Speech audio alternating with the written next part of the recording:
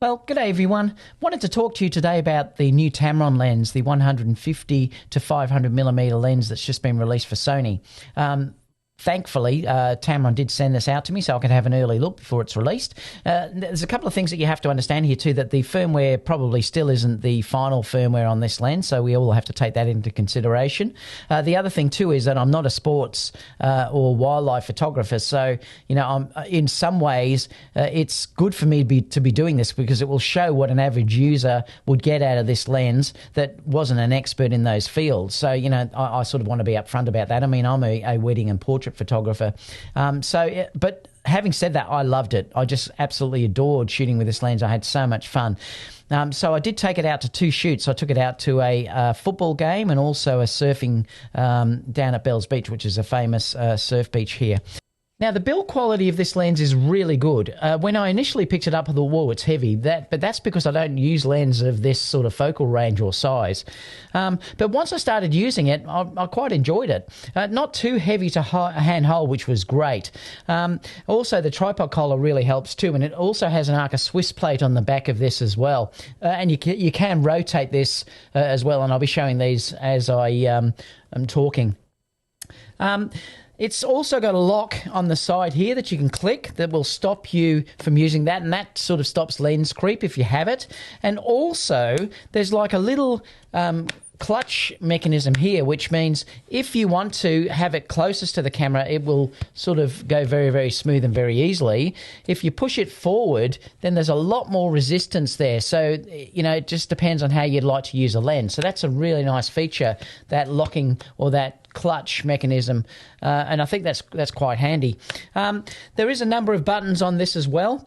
You've got your vibration reduction there, your VC, and that has multiple settings on here as well. You can, depending on whether you're panning and things like that, and I'll talk about that as I'm sort of showing a slide of that. There's also your VC, so it is stabilized, which is great as well. There's an autofocus, manual focus button there as well. And there's also a focus range limiter, which is infinity, and then it's 3 meters to infinity, and then it's also 15 to infinity as well. So you can sort of change those focal ranges depending on what you'd like to use. The build is premium quality. Like I said, it's a plastic material, but I found that the build quality of these Tamron lenses is outstanding. And in fact, the lenses that I use all the time still look as good as the day that I've bought them. So whatever they're using as their material is really nice. And I think it does. It feels like a really good quality, strong, robust lens. So that's terrific. All right, go. All right, stop there. Just take a couple of steps to each side. Come back over the other side. Come back to middle. All right, keep coming towards me. Fast. All right, stop there. Now go left, go right. Come back in. Yeah, that's it. Come back in. Okay. Just go tiny step over. Come back in the other side. Come back in. Step down, but quickly. Yeah, that's it. All right, now move forward. All right, now go back. Run backwards. Okay, stop there. Okay, so now that we've looked at the build quality, I thought we'd go through a whole series of images that I took over the period of 2 days.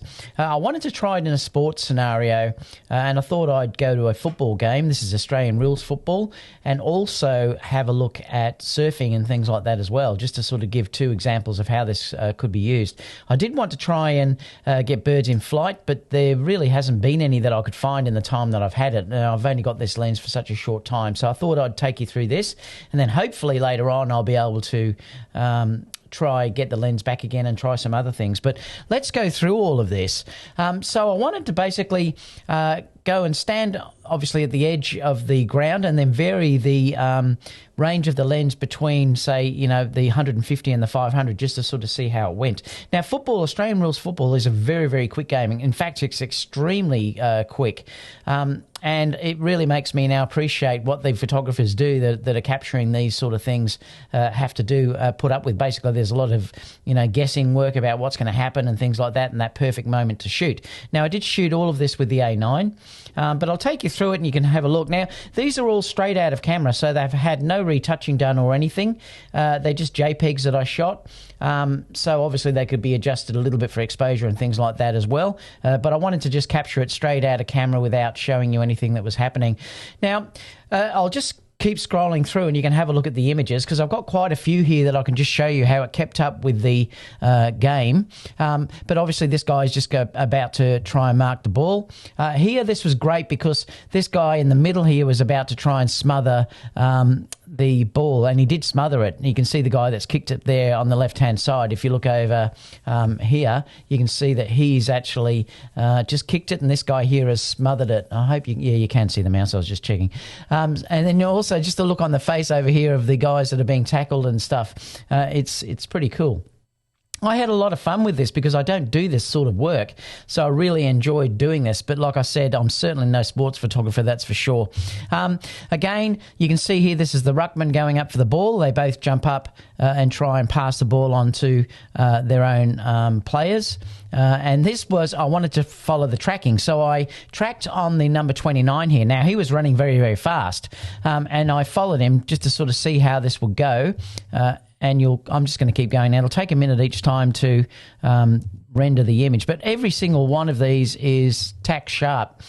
So it certainly did follow him right the way through, and to what they call the marking contest, which I'll show you in a minute once it comes up. So let me keep going. Again, you can see all their eyes are on the ball if they're the way that they're looking up. Again, this sort of shows my inexperience though with shooting this type of game, because I've got such a big area on the left-hand side there, but I correct in a minute because it's just tracking that number 29. Now you can see here I'm starting to correct and coming back up. You watch the ball will now start to come in and they'll have a marking contest. Some of these guys are going to go up and try and punch the ball away to stop someone marking, and the guy at the back actually ends up taking the mark. And you'll see that right here where the ball has come in and then he's taken the mark and then he's actually coming down and grab the ball on the second attempt at coming down. So it's great. I mean, you can see that the tracking has worked fantastically here. Now here I'm at ISO 250 and I'm on 1/2000th of a second. I want it to be fast enough so that I could stop the motion here, and I'm on F5 at this stage. Later on I went to F8, but like I said, I was just trying things out. And I was shooting here at 197 millimeter. So sort of in that between zoom range. So let's just keep going. Again, I just wanted to follow this guy that was kicking the ball. Now this is also at F5 and it's still at 197 and he's kicking the ball here. And you'll see that he's followed it right through until he's kicked it and gone out. Again, this was right at the other end of the ground, though, so I'm shooting at the 500 millimeter here, and the other guy down the other end has marked the ball in defence, and I thought it was just a good grab, but it sort of shows you the range that this has. I mean, I'm a long, long way away. Again, this is some ruckman going up to the ball, and you can sort of see them tapping the ball out there. So that's the contest. This was another one where I wanted to follow these players running, the number 10, and also the guy that's going to get the handball that's coming across. So, if I shoot there, you can see here where he's handballed the ball off, and the guy running past is going to sort of grab that ball and then run off, and then eventually I think he kicked it. But you can sort of see here that he's moving. Now they're moving very, very quickly here, so it's done very, very well. I'm holding this all handheld too because I wanted to try how the stabilization worked. Look, initially I did take a monopod, but I hated using it. So I ended up thinking, well, I'm just going to shoot this manual and follow it around. So the rest of the time I just did shoot manual. Again, this was another one where he was running towards the camera. So I wanted to see how this focused with him running basically as fast as he could towards, they call it the interchange bench. They swap players over. So he's running directly at the camera, and I wanted to see how the focus maintained all the way through. And it did. It kept the focus continually all the way through. I don't think it missed one. That one may be just a fraction soft. Again, it's sharp again, sharp again. This is another one where it shows you a marking contest that's going to happen. Now, these aren't the elite AFL athletes. This is just my local club that I watch. It's still quite a good competition, but this isn't the AFL, which is our ultimate league. Again, I wanted to try this because I wanted to see how the tracking went where the umpire, the ground umpire, ran past, because I was locked on the guys in the background in the contest there. And you'll see as he moves across that the tracking doesn't lose them. It actually keeps locking on them. If I come back, there you go. It just took a while to build the image up. And again, like I said, it followed them right the way through. So if I come back, you can see that they're still in focus in the background, still in focus there, still in focus there. Again. And then this was just another contest that was going up. You'll see the guy on the right-hand side here, the number 41, will take a good mark, actually. You'll see him, how much he sort of flies backwards as he's trying to take this mark right there. And he did take that, so that was a great mark. Again, it's just another contest that I wanted to capture with them grabbing a mark coming through. You can see there he's grabbed the ball, knocks it forward, and then catches it sort of on the rebound. Again, I've got to wait for these to render because they're the first time I've put them in. And he took a mark. Again, it's just sort of showing the contested mark here where there's a tackle going on there, as well as the guy in the back that's going to take the mark there. This was another one where another player took the mark. And this was quite good too, because I wanted to try this here as well. It was quite heavily backlit from the sun setting in the background there. And you'll see here as this guy, the number 11 there, takes the contested mark, it will follow him through. I've just got to wait for this to all render. It's going to be a little bit slow because I'm streaming, obviously, at the same time. You can see here that he's just about to take the mark, grabs the ball, and then you can see the marking in the background. There's a guy on the ground there, and then he brings that ball down, and he captured that as well. So, it's terrific. I mean, like I said, I really enjoyed it. If I was better at doing this, I could no doubt have got some amazing images. But like I said, this certainly isn't my expertise. But it does give you an idea that if you buy this sort of lens, what you can do. Again, I just wanted to sort of show the zoom range. So this was out of my back garden shooting across to some houses on just near me. Now, this was at the 150, and then I wanted to go to 200 to 500 just to show you the zoom range. So that's giving you what the zoom range can bring in. So, it's pretty amazing. There's nice detail in the roof and everything else there. I haven't gone into sharpness much on this at this stage. Look, the lens still, I don't think, is released firmware, so there's much got to be still updated. But for the results that I've been looking at, it certainly seems sharp enough. As you can see from here, it's nice and sharp. That was just a bird that was sitting on the antenna. And I think that was, I'm just checking what that was shot at. That was 500 millimeter that was shot at. Again, that's just another bird that was sitting on the roof at 500 millimeter as well. The surfers we went down to Bells Beach, which is a famous surf beach here in Australia. It was quite good waves on the day. It does get a lot bigger than this, but at least the waves were decent on the day. And so I wanted to try how this tracked with the surfers there. So I'm going to just take you through a few of these images. Again, I'm at 2,000th of a second due to the fact that I wanted to freeze the motion. Again, these have not been edited at all in the software. So I'm just going to show you how we can track him across. Again, I've got to wait for things to build up here. You can see that's a little bit out in misfocus, but again, it's brought it back straight away there. This was all with the A9. Again, it's very sharp. I'm not sure how much this will come up on YouTube, but again, it's just tracking him right across. And like I said, for someone that doesn't do this, I think I did a reasonable job, to get some decent images out of this. And I had some great features there. What's it saying? MX keys. How can I get rid of that? Again, you can sort of see the wave crashing over the top of him here, and I just followed him right along, and you see he recovers and comes out of it. So it certainly is an awful lot of fun when you're doing these type of images, with this, and I just kept following along with the A9. You can see there's a decent sized wave that they're riding there. Again, I just wanted to grab some surface sort of walking in and out of the water there.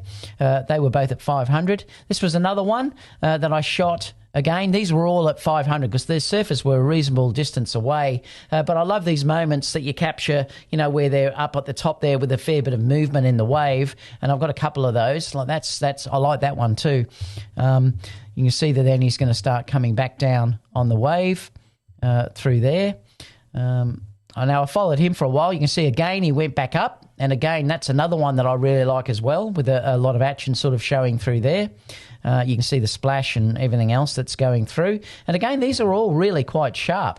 Again, this was just another one that I was tracking. The tracking on the A9 was really good. And now I love this one. These were terrific, to capture those moments like this. And this is the second one I think I prefer even more. He got back down. So you can see there that that's another really good one as well. A helicopter flew past. I just thought I'd snap it while it was through there. You can see looking out the window with their masks on there, checking out the surf. Might be a surf report or something like that. Now, this was Kerry. What I wanted to do here with Kerry was to get her to run towards the camera. So, look, I mean, we're not young, but she runs as quick as she can, which was pretty good because Kerry's pretty fit. And I wanted to try one first at the 150 millimeter to see how it sort of focused in this regard. Now, she's quite heavily backlit, so I was interested to see how it would handle that. So I'm just going to sort of scroll through these and I'll have a look at them with you and just see if I've just brought these in, so I'm just having a look just to see how the focus went. So she'll start running in a minute. You can see here she's smiling, so she's at least having a little bit of fun. Again, these aren't edited or corrected or anything. I could brighten Kerry up certainly here. But everything so far is tracking really well. So she's running directly towards the camera. I'm just going to keep going and just see if I notice anything that's out of focus. No, they all look pretty good so far. Again, she's just running directly towards the camera.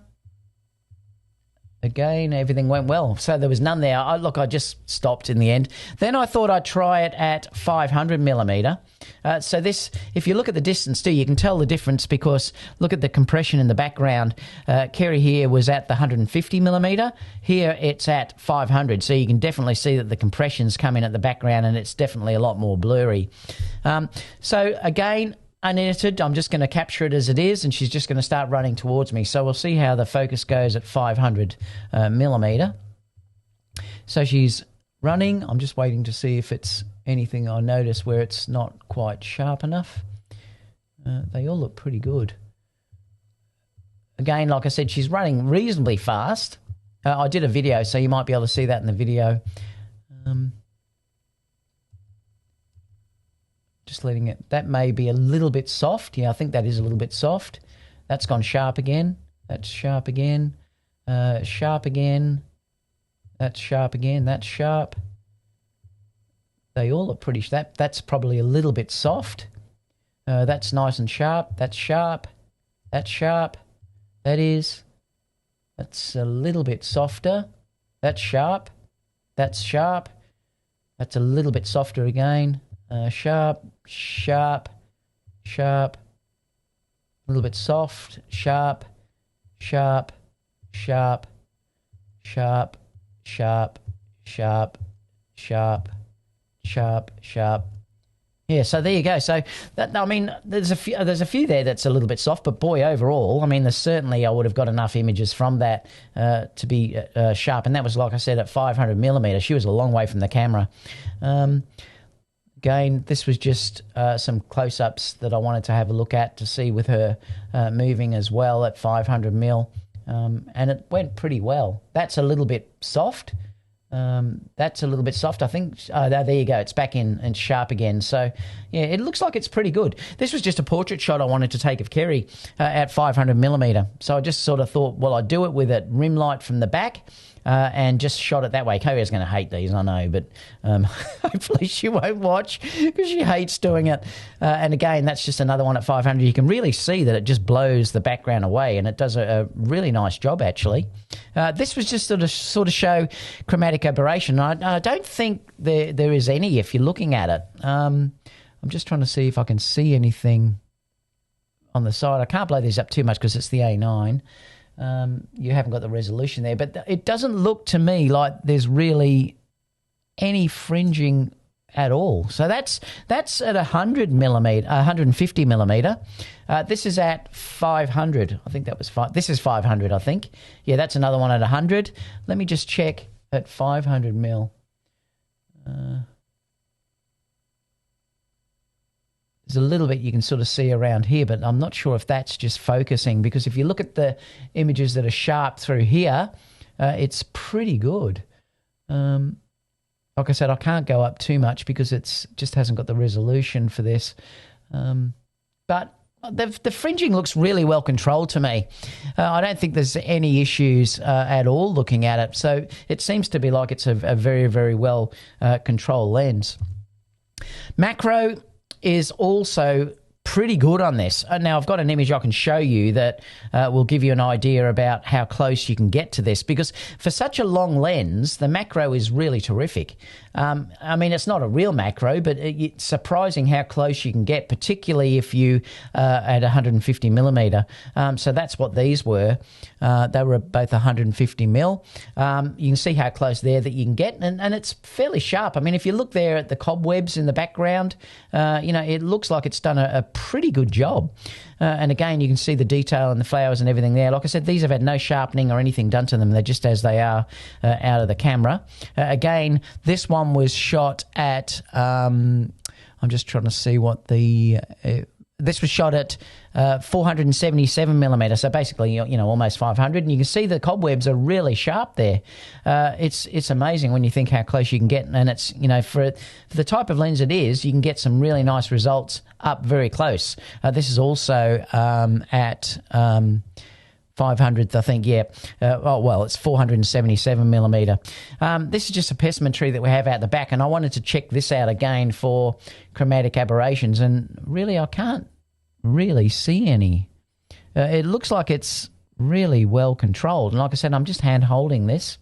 Looks okay to me. I mean, others that do this that are more sort of pixel peepers may find some things, but for me personally it just seems like it's fine. The moonshot, I took this late yesterday afternoon before the sun actually completely set down. This was at 500 mil on the A9. I've also used some off the A6 400, and I'll show you those images shortly. I haven't showed you those yet. I've just been showing you everything with the A9. So this was shot sort of late afternoon. It gives you an idea about how close you can get in with a 500 millimeter on a Sony A9. If you had something like the A7R4 or the A1, well, obviously you could then crop and get an awful lot closer. This was later on in the night, so I wanted to do that. It had that real halo that was sort of around the moon last night because of the clouds, I think, that were around there. It was pretty cool. Again, this is where I used the A6 400. So you can see this has definitely got closer than what I could get before. But it's not quite as sharp in as many shots as what the A9 was. But look, I wouldn't expect that for the price of this camera. But I think overall, it does a pretty good job. It's just hasn't got the tracking ability. But then you get, the occasional one that you sort of look at like this. It's really nice and sharp. So you get enough images in there that you can think, well, it's decent enough to shoot with something like the A6 400. But you can definitely tell the difference of shooting, say, something like this against, say, the A9. But like I said, you'd expect that to show. But overall, look, I mean, I can't complain with how this worked for the price that camera has given me, and I've got that amazing reach. It's pretty incredible. I just followed this guy all the way through. Let me just keep going because he went up to the top of the wave and then came back down again. You see there that he's coming down. I'll just keep scrolling. Just like I said, it takes a minute to render these because I haven't looked through these yet. And again, this was just some of a surfer standing up. Oh, that's right. This guy gets wiped out. I'll show you because it looks pretty cool when he flies into the water. You can see here he's just about to take a big dive. Now, it's pretty good quality there. I mean, it's certainly nice and sharp in that scenario, and followed him, and there he goes. He's being wiped out. And again, just some surfers walking out side. Now, this was this was very dark later on at night with the A6400. So if I show you the two, and I'll show you that at the end. And again, this is at 500 mil. So, you know, you've got the crop factor built in then, and that's it. So let me just show you quickly. So you can see the two different sizes here. I just didn't crop the other one up. I shot the A9 as 16:9 because I wanted to bring them straight in, but you can see the difference that you're looking at. Now, they were shot at different times of the evening, so that's why the colour's so different as well. So it just shows you how much more of a, the crop is giving you in the moonshot on the right-hand side, which was the A6400, as against what the A9 is giving you. So like I said, if you had a camera that was like the A7R4 or whatever that you could crop in, you really would be able to bring in that detail in as well. So, you know, it's just interesting. Anyway, I thought that I'd show you all of those so you could have a look at them. So what we'll do now is I'll just sum up everything and we'll leave it from there. So what do I think about the lens? Well, I think it's terrific, and I really do think it's great for what it is. The stabilization was very, very good. I handheld 99% of the stuff there because I did take out a monopod. I just didn't like shooting with it. So I ended up doing it handheld, which was a good test for how the stabilization worked, and it was, you know, very, very good. Admittedly, I did really up the shutter speed because I wanted to stop the motion, and that was one thing with that. You know, if I have more time for testing later on and things like that, I could say drop the shutter speed down and sort of see what results the stabilization gives me. But at 500 mil, I got some really acceptable results, which really was terrific. So the stabilization certainly helped in that regard, and it definitely helped with the A6400, which, remember, has no stabilization at all. So that was a terrific thing with the A6400. So apart from that, guys, look, if you have any comments, leave them down below or questions, and I'll get back to you as soon as I can. Thank you so much, Tamron Australia, for sending me the lens, and I'll see you all in the next video. Bye for now.